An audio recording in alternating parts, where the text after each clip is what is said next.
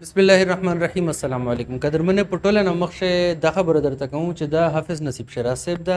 و زه احمد شاهین دای د بنو میډیا چشتان ده و د مولا پیج چې کوم د ډیلی ریپورټرز ده و دا خبره زه ویلې کوم د ځکه کوم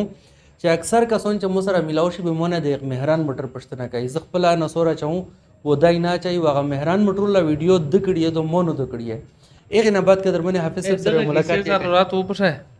حافظ صاحب دا ځکه ضروري و چې متخلق یې چې مهران موټر باندې زو کړل به ځکه زوی چې زه مو ته نه باندې خطوشي منه ار باندې خطوشي کنه چې کدا نصیب شیراز دغه ده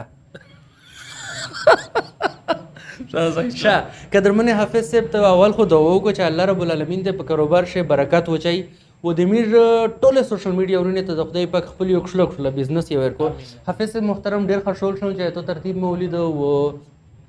اپریشیټ کوم دیا و دوا درته کوم و شنیت و شیخ لوسیت سره لرم و پهله دا خبره وکړه چې د ترتیب د سرنګ شریک او خلک ته څه فائدہ ده بشه. بسم الله الرحمن الرحیم. اول خو جی ته ډیره مننه چې خپل بل خبره مو ته نو یې کیسه کوي کی څه ونرته کوي چې نه راچته د کړی شاده ګوشه شات څه بشه اول خو ته ډیره مننه چې نه د مو فرض دي شکریا ماده کوا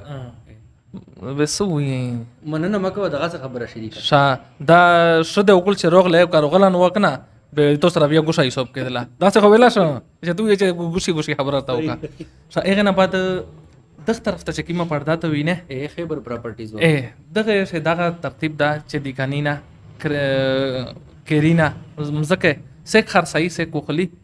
مشره رابطه کوي شي صحیح د دوړې ترتیب مې تا کوي هغه نه بعد سیک پکرا ور کوي یا سیک پکرا غوړي مشره طرف تا کوي دا د یو شي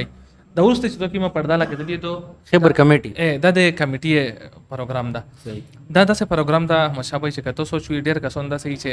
زړی دا غوړي چې ز کاروبار و لګاو او کاروبار دې پورا پیسې نه صحیح کمیټي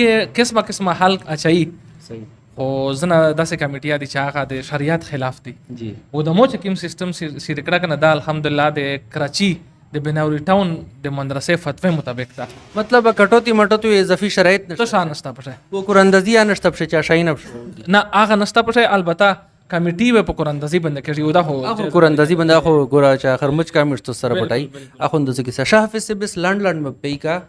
چې مطلب 3000 میاشت دیمره کمیټي دیمر ورځې بعد لاس زره میاشت دیمره کمیټي دیمر ورځې بعد دیمره پیسې ټولر ته بیان کا دا خو لشکي ایسو په وزت هغه به درګه کنه به دا په سکرین ته وتاو چلاوي لاند دا چې 2049 50000 رسمهانه جمع کړي و د 2000 ول 60000 دو د 50000 ول 15 لک تو په درم مان شه به خپل د میان شه لکه 2 لک 5 لک 10 لک 8 لک اس چې سم مخاویني هغه مطابق دای په داسې زونیټ کی شاته له یوز چې کمیټي څنګه و چاو به مت دوه ما کمیټي رو کوي دا کیسه نشته پښه پټ کوي کا پجاوتا یې قراندازي شا او دا کوم ته فرض کرو په نصیب باندې کمیټي وخت له دوه ما ویغه نه بعد مې کیستینه نه در کول بیا څه کوي نه دا چې تکلا کمیټي وړه به ته دا ته کوم ته خپل سړی زما ور روکوا سره پیسې نشه وړای شا قدرمنه دا خبره ما درته منشن کړله نو ځل بیا د ویو ته کوم ویغه نه بعد نمبر یاد درته شایم مولانا نصیب شیراز صاحب یو نمبر د واتس اپ 0318 344 4245 بل نمبر شته